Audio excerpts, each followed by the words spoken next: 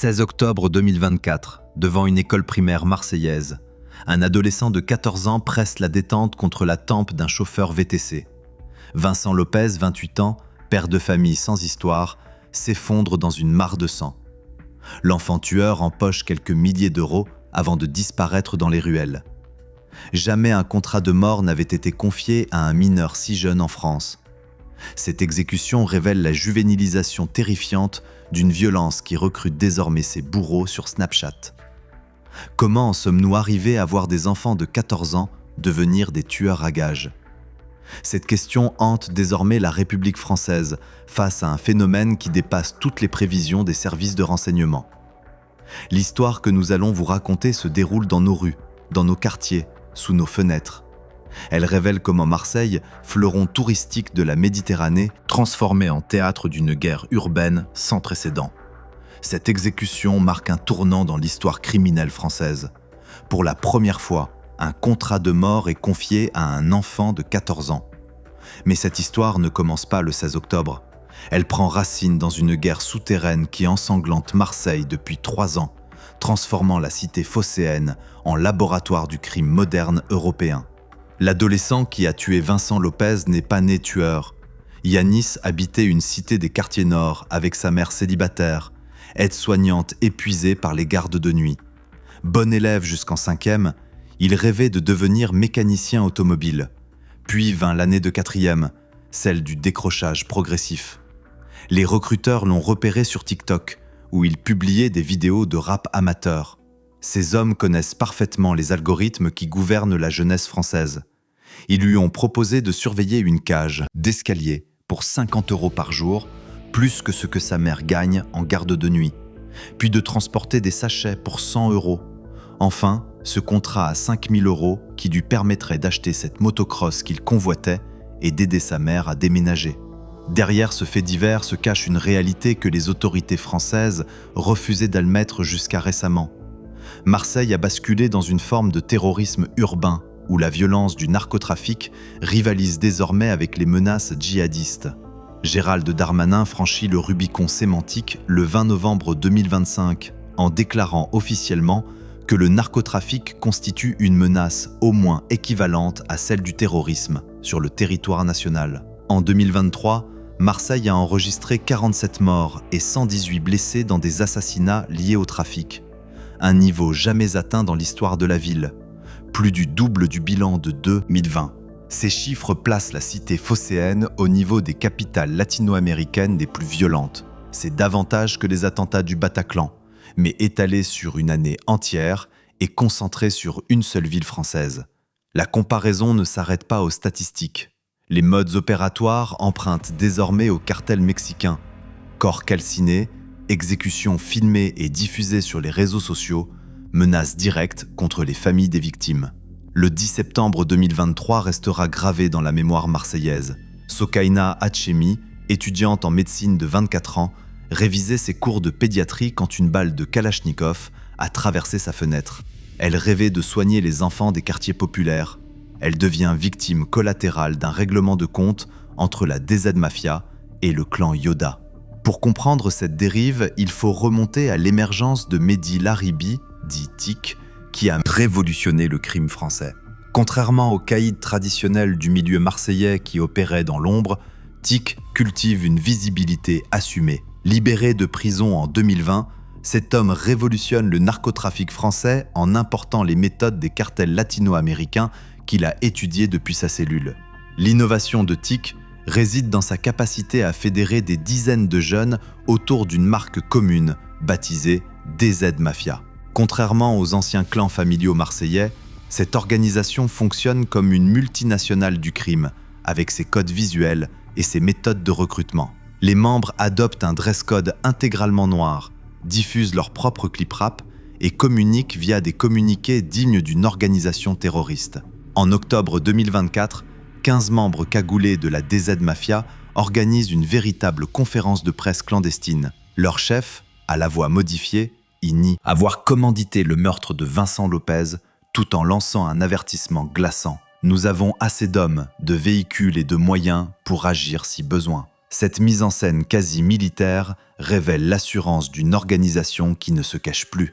Cette révolution organisationnelle s'accompagne d'une professionnalisation du recrutement qui dépasse largement Marseille. La DZ Mafia recrute sur tout le territoire français via les réseaux sociaux, proposant des emplois à des adolescents de Savoie, de Normandie ou du Nord. Cette stratégie transforme le conflit marseillais en enjeu de sécurité nationale.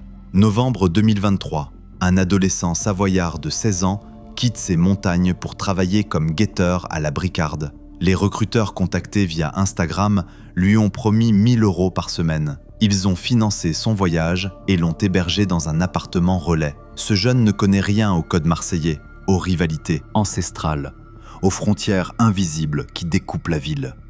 4 heures après son arrivée, il est abattu par un clan rival. Son corps criblé de balles porte encore l'étiquette de sa valise avec son nom et son adresse savoyarde. L'ascension fulgurante de la DZ Mafia s'accompagne d'une escalade dans la violence qui dépasse tout ce que la France avait connu. Les nouveaux caïds utilisent des armes de guerre, Kalachnikov AK-47, fusils d'assaut AR-15, grenades militaires. En 2023, les forces de l'ordre ont saisi 35 fusils d'assaut, 3 grenades offensives et même une bombe artisanale. Cette militarisation transforme Marseille en champ de bataille urbain, où les forces de l'ordre se sentent parfois en sous-armement. Les trafiquants adoptent des méthodes d'intimidation dignes des cartels mexicains. Corps calcinés selon la technique du barbecue marseillais, exécutions filmées sur Snapchat pour terroriser les concurrents, menaces contre les familles accompagnées de photos d'enfants sortant de l'école. Ces techniques visent à terroriser la population pour qu'elle n'ose plus témoigner et créer une omerta comparable à celle de la Sicile. Le processus fonctionne. Une institutrice de l'école primaire des Flamands refuse de témoigner après avoir assisté à une fusillade. « J'ai des enfants, je ne peux pas prendre ce risque », confie-t-elle sous anonymat. Cette peur légitime illustre comment le narcotrafic ronge le tissu social. Février 2023 marque le déclenchement de la guerre la plus meurtrière de l'histoire criminelle française. Une altercation dans une boîte de nuit de Phuket, en Thaïlande, entre Mehdi Laribi et Félix Bingui, alias Le Chat, chef du clan Yoda, va embraser Marseille pendant 18 mois. L'incident paraît dérisoire, une bousculade sur la piste de danse. Mais l'enjeu dépasse les égos froissés. Il s'agit de contrôler les magasins, un complexe transformé en supermarché, de la drogue, générant quotidiennement entre 50 000 et 80 000 €. La déclaration de guerre prend une forme moderne. Elle est publiée sur Instagram. Félix Bingui, tu es un homme mort, accompagné d'une photo du chef du clan Yoda barré d'une croix rouge. Cette menace digitale déclenche une spirale de violence physique d'une intensité inouïe. L'été 2023 restera comme la période la plus sanglante de l'histoire marseillaise moderne. 18 assassinats au seul mois d'août, soit plus d'1 meurtre tous les 2 jours. Les habitants vivent dans la terreur, barricadés dès la tombée de la nuit. Les écoles ferment plus tôt, les commerces baissent le rideau avant 16 h. L'âge des protagonistes ne cesse de diminuer. 7 mineurs figurent parmi les victimes de 2023, le plus jeune n'ayant que 15 ans. Du côté des bourreaux, plus de la moitié des tueurs identifiés ont entre 18 et 21 ans. Cette juvénilisation révèle comment le narcotrafic recrute une génération entière qu'il transforme en soldats.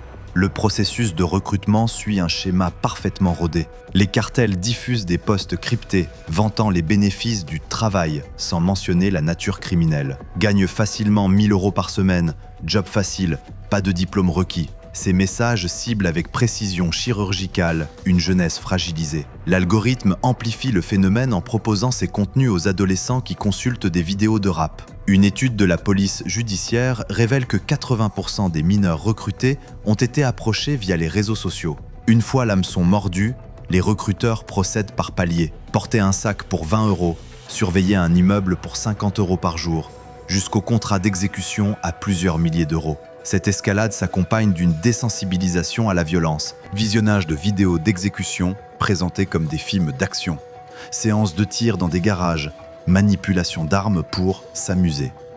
13 novembre 2025, l'assassinat de Mehdi Kessassi constitue un tournant, car il s'attaque directement aux voix qui osent s'élever contre le système. Mehdi Kessassi, 20 ans, n'est pas un trafiquant, mais le frère d'Amine Kessassi, militant écologiste et auteur du livre « Marseille, essuie tes larmes. Son assassinat en plein centre-ville constitue un message clair. Même la parenté des opposants devient cible légitime. Cette exécution révèle comment le narcotrafic adopte les méthodes terroristes en s'attaquant aux intellectuels et militants qui documentent leurs crimes. Le message est limpide.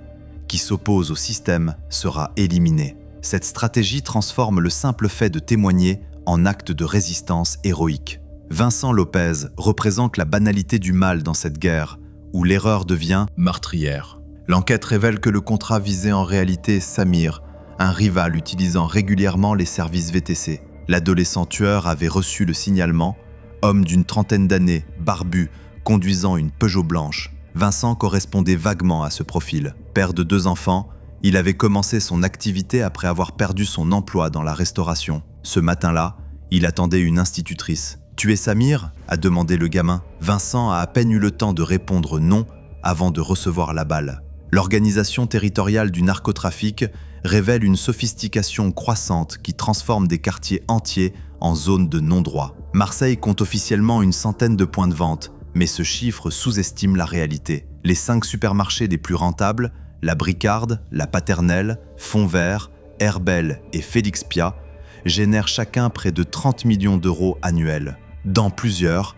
cités, des guetteurs contrôlent les allées et venues, exigeant la présentation de pièces d'identité aux visiteurs. Cette privatisation de l'espace public révèle l'ampleur de la défaite de l'État.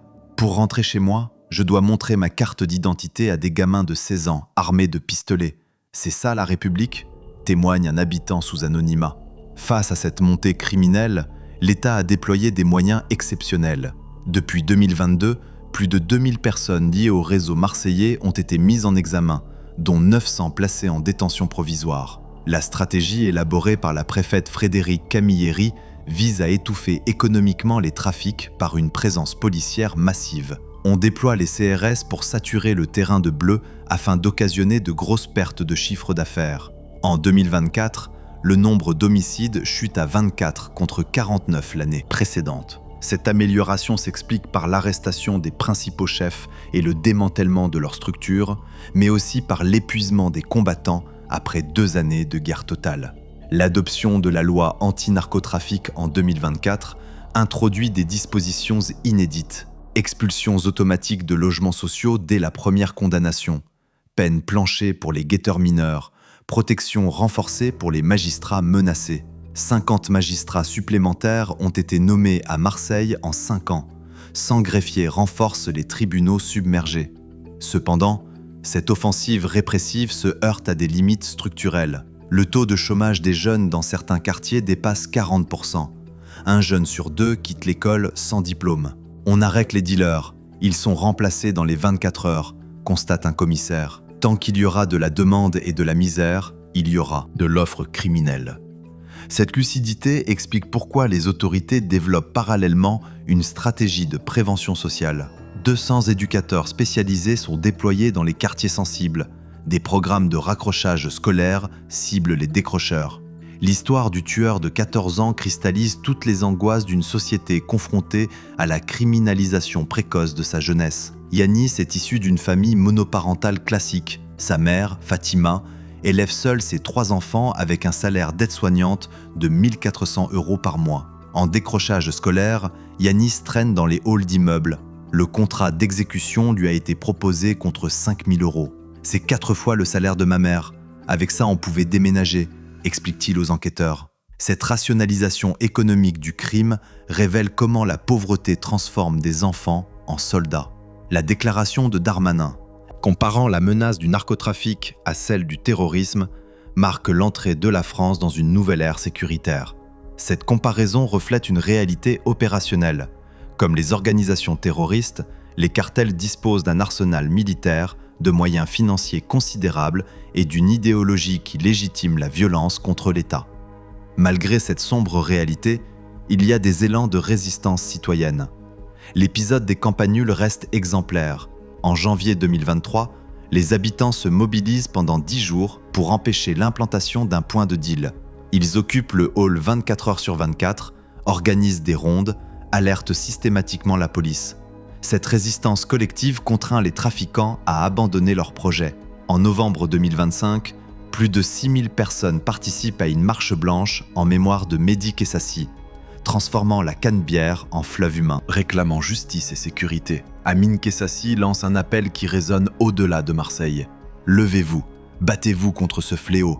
Ne laissez pas les trafiquants transformer nos enfants en tueurs et nos quartiers en champs de bataille. Cette mobilisation s'accompagne d'initiatives innovantes.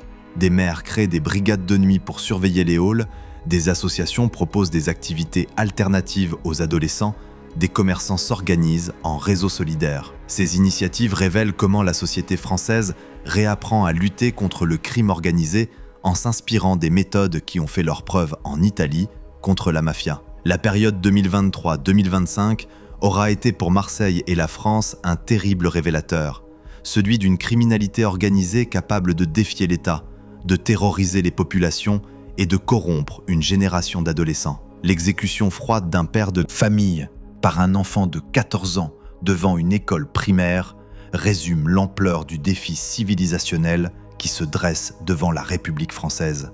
Cette histoire nous renvoie à une question fondamentale.